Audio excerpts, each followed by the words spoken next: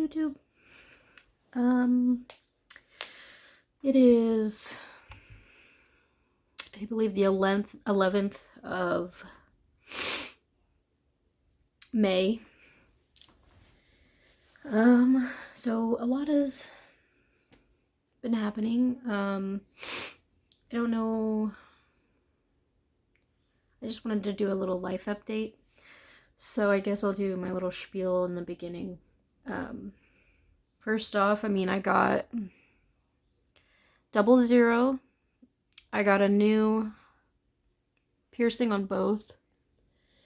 I already had a second one, so now I have 3, and I'm gonna get one more in the middle, so I can do like a whole thing.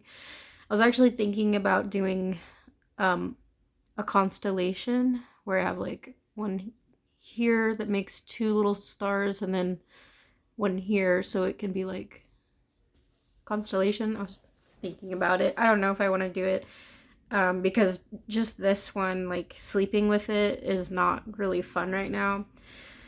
But I think once it heals properly, like I can take it out before bed and then put it back in the mornings. I got my lip pierce. I don't know if you've seen that in my last video or not. And I also had my septum redone. I had that done in the army 6 years ago, so I just had it reopened. They just use like a taper and just put it through. Let me see. I always do a hair update because I'm growing it out. Eventually, I hope it'll be like really, really long, but it's pretty long right now.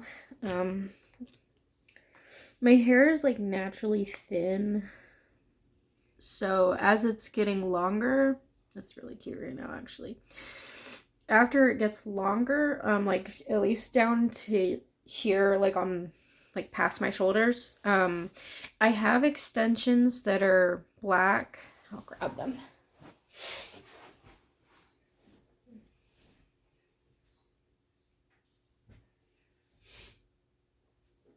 I have these ones, but this is more of an ombre. And I can actually wear this right now because the way that it's textured, it's really curly and it kind of blends in with my hair because my hair is kind of wavy curl. I wouldn't say it's curly, but this is my natural kind of curl. My hair is pretty influential though. Like if I put heat to it, it'll usually stay like that. Like if I do straight, it'll stay straight. So yeah, my mermaid tail is almost done. We just have to paint it and then silicone it, so I'll try to get some footage of that. I'm not really like a tutorial YouTube, so I never really planned on doing like, this is how we did it, blah blah blah. But I mean, if people want to do the tail the way I did, I'm open to answering questions, but it's really not that difficult. And it's difficult as far as time consuming. I don't recommend it if you don't want to waste a lot of time. It's honestly just easier to just paint initially, and there's a lot of YouTube videos out there for that already, so there's literally no reason for me. What I did was I already explained it in my last few videos, but I bought these $12 packs of I only needed 2 because I was worried I would need to buy more, but we only ended up needing 2 bags, and they had 300 petals in each. And we painted the leaves individually, which was it was a dumb idea. If anyone ever wants to try it this way, I highly, highly recommend gluing them on and then painting them, because painting them individually, waiting for them to dry, then gluing them on in a pattern, no, And it doesn't look natural either. It'll look more natural when I actually paint it on when it's already glued on, because we ended up just doing the front of it, just completely glue it on, and we're just gonna paint over it. So, and I might end up fixing the back and like making it more blended. It does not look blended. It's like very sectioned and like it just looks really not natural. But I'll show like footage of what it looks like and before and after, and then do a shoot of me in the tail. So I'm really excited that we're almost done. We're coming up to June, and I'm pretty sure it'll be done before June, so I can actually do like shoots and swimming, and like I'm so ready for this summer. This is my first summer with a hybrid tail.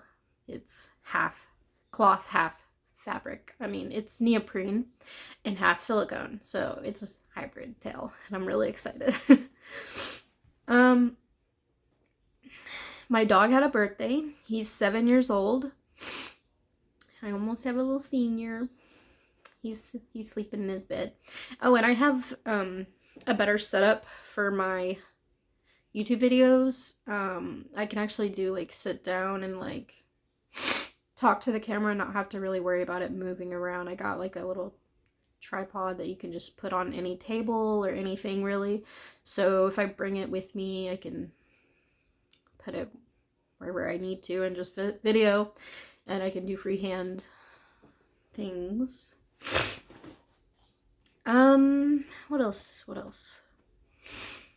I mean, I've been having relationship problems just in general. Like, it's been very hard dealing with this breakup.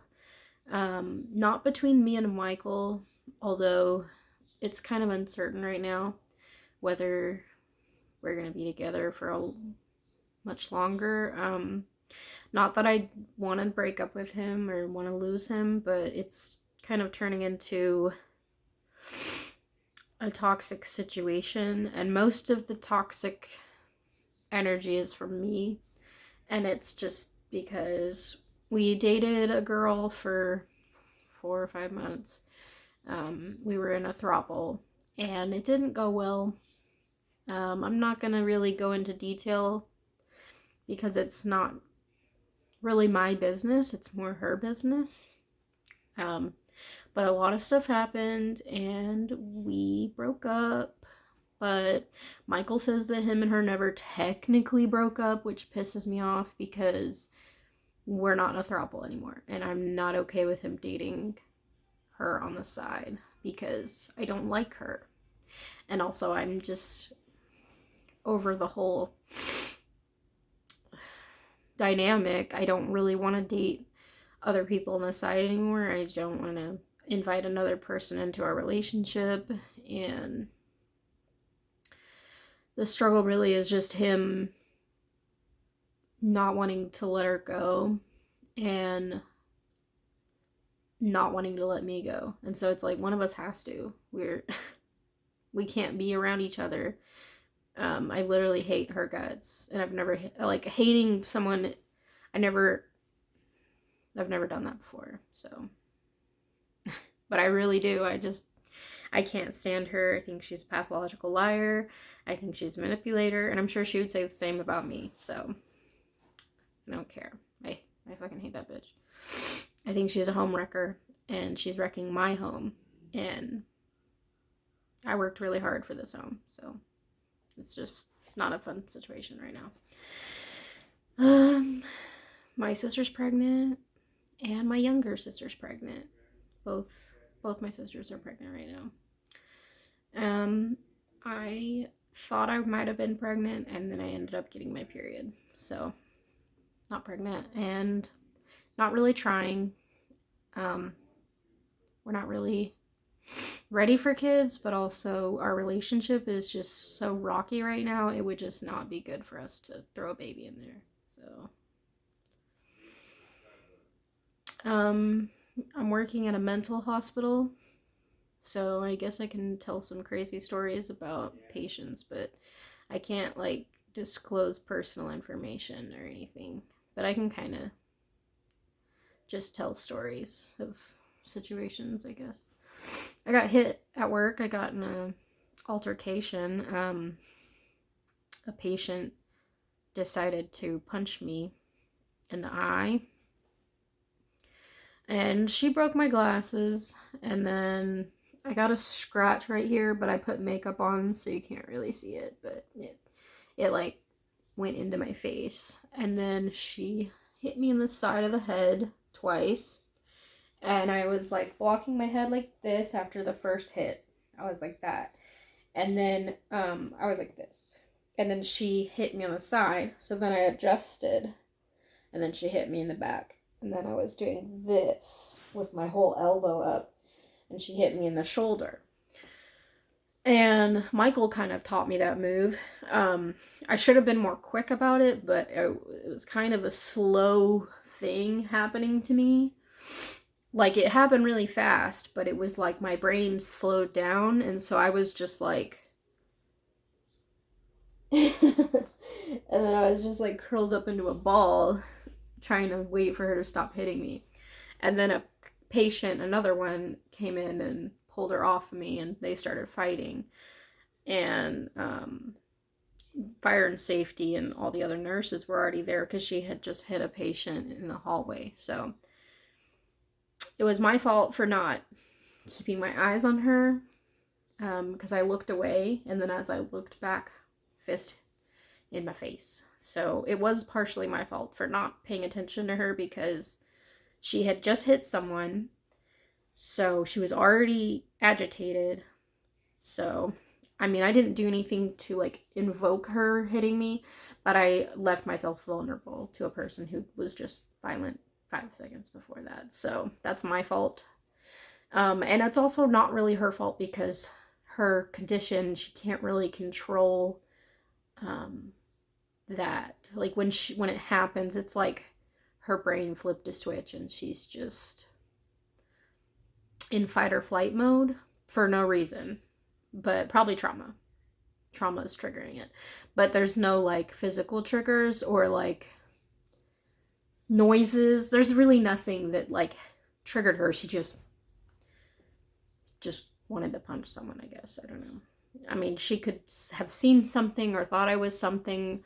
I don't know. But she just said she was scared and just decided to punch me. So, but I'm okay. I did have a mild concussion, and I still have some concussion symptoms. I get lightheaded. I get headaches when I'm staring at a screen for too long. When there's too much information, I get overloaded, and I'm just like, it's harder for me to do things right now. Just mostly work. When I went to work the other day, I mean, I got my job done. Like, I still did it, but it took me a lot longer than it usually would, because I had to kind of process everything and all the information, and I had to just slow down because I kept making little mistakes, and I didn't want to make any mistakes while charting. So did a little slow, but I got it done. And I really love my job. I'm aware that I probably will take some hits, and I've signed up for that. I mean, I signed up for this type of job knowing the consequences, and so I'm fully prepared to accept that. I'm aware that I'll probably be hurt a lot worse than this was. What I can do is just prepare and avoid it from happening, and just be more aware of what I'm doing. Because if I didn't look away from her, like I wish that was my job, just watch her. I was her one-to-one, so it was my job to watch her. And although I was sitting with her, I wasn't paying attention to her. I was paying attention to everyone around me because of all the chaos, and that put me at risk. So that was my fault. And I don't plan on going back to elderly care. I think I found my niche. I really like mental health. I might not be a mental health tech or a PCA for very long. I think I'm going to try and further my education so that I can do more, maybe case manager, more caseworker stuff, you know, organizing people's rides home, organizing a location for them to go, helping people find out where to, you know, find out places to live, stuff like that, because I have a very maternal instinct, and anytime I see people struggling, I really, really want to help them. And if I'm able to, I'd like to do that. So I think for now, I'm gonna finish my CNA. I'm a little behind because it's due June 17th, so I really have to buckle down. Luckily, I'm on light duty, so I'm gonna try and do the book work at work when I'm in between charting and making orders and stuff. So I need to get that done so I can graduate and get my CNA. And then I was gonna see what I need to do to become a caseworker. I think I need to go to school for that.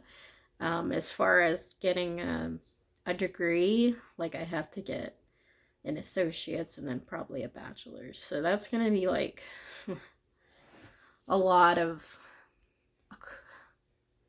commitment. So I'm still thinking about that. That's definitely on my mind, but I'm still thinking about it. For now, I think being a CNA in a health hospital for mentally ill is where I'm gonna be. And I don't know if I'll be at this hospital forever because I've heard that their funding isn't very good and they're probably not going to be around for very much longer. We don't really have a lot of funding and it's very expensive to run a mental facility, and I make a lot of money there. So I'm a very expensive commodity for them. So I don't know how long I will be there, but I will definitely use this as experience if I am to further my career in this field and hopefully work in a nicer facility. That would be cool. Nicer doesn't always mean better though, because it's really about the people you work with. It doesn't really matter to me what the hospital looks like, because the people I've worked with are like a family, and I'm like, I feel like an important part of this family, and it's like I've been absorbed into it very quickly, and people all really like me and I really like them, and I rely on people and they rely on me. So I really, really like this job. I think that the pay is worth the work I have to put in, and I also think that the risk is definitely compensated for. So like when I had to not work for a couple days because of my head injury, I still got paid for those days, and that's a pretty big deal. That's a difference in my paycheck, so it is very, very worth the grief of getting hit in the head. It was definitely worth doing this job. So I think I'm gonna be here for a while. I did a commission and I made $400 from that. I want to keep doing stuff like that. I feel like I would really love to get into t-shirt printing. Not so much doing it myself, but so much doing the artwork and then printing them and then like maybe trying to sell them. Just on the side. I mean, I'm sure I have a lot of friends that would probably buy shirts if I made them. So I feel like that would be a fun little hobby on the side. I'll just have to look around and find places that make good quality for the quality that I want, and then I can just make a few of them because it costs a lot of money, and then I can just charge people for the shirt plus a fee for myself, so that I can actually make money for making these t-shirts and hoodies. I'd love to make hoodies. I think that's definitely a future goal for me. I just need to work on some artwork for t-shirts. Like I just need to actually start making stuff, and I can use my drawing tablet for that. I need to find some more programs that have more options for me because the one I have is very basic, and I want something that kind of shows more mediums, like different mediums that I can use, like watercolor, and I could make my own brush strokes, which would be great, and I could just like repeat those brush strokes. So Something like that. Yeah, so I'm gonna be an aunt twice over. My sister's having a boy, and my other sister, it is too early to tell, but I have a feeling it's gonna be a girl. My best friend's having a boy, and I haven't seen her in a while. Mostly when she's pregnant, she's kind of a recluse, and she's dealing with a lot of stuff right now. So she's like getting a house, and she's got a kid already. She has 3 other kids that are her. They're not hers, but she's basically like a stepmom to them right now. And I think they're getting married soon. So basically, she's the stepmom now. I guess this year has just been about personal growth and trying to change as a person. I'm not really doing very good. Like, as far as mental health, I would say I'm a lot more stable and a lot more happy more often, but I still am very aware of stress, and I just really want him to stop talking to her, but it's just not going to happen right now. Well, it's also that she needs help because she's getting out of a bad situation. And as much as I care that I want her to be happy and safe, but it's like tearing my whole relationship apart. And I really just don't want her in my life at all anymore. I just want her to go away. There's really nothing else. Just working and dealing with that stuff. And self-expression, I guess. I've been doing that a lot more. I'm dressing a lot nicer. I don't know. I'm just trying to be happy.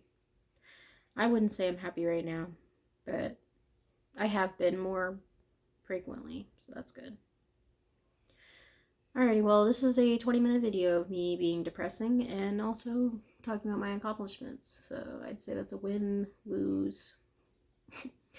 But that's life, that's my life, and that's what these videos are for. To document my life in the off chance that my memory continues to get worse. Which I have a feeling it will. It's just harder to hold on to things, and I lose a lot of parts that they don't exist to me. I just have no recollection of events. And I'm assuming that's because of trauma from past events and PTSD. It's just my brain's way of trying to make it easier on me, but it really doesn't make it any easier. It makes things a lot harder and all. So this is me. I'm just gonna sign off and peace out, have a good day, and fuck everybody.